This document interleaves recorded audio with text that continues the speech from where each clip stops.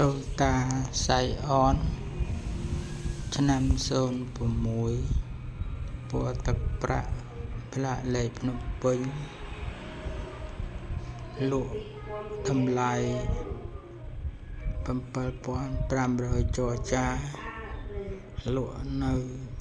ទីរួមខេត្តកំពង់ចាមលក់នៅផ្ទះអត់មានឃ្លាំងអត់មានហាងទេលក់មួយតាមអ៊ីនធឺណិតតាម YouTube តាមអនឡាញបងប្អូនចង់បានតាក់ទងបានលេខទូរស័ព្ទ097 460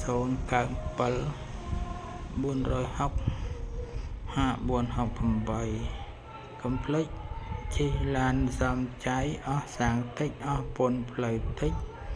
ជិះដល់ណាក៏ដល់ដែរផលិតផលជប៉ុននាំទៅអាមេរិកហើយដល់ជជុះនាំពីអាមេរិកមកលក់នៅស្រុកខ្មែរ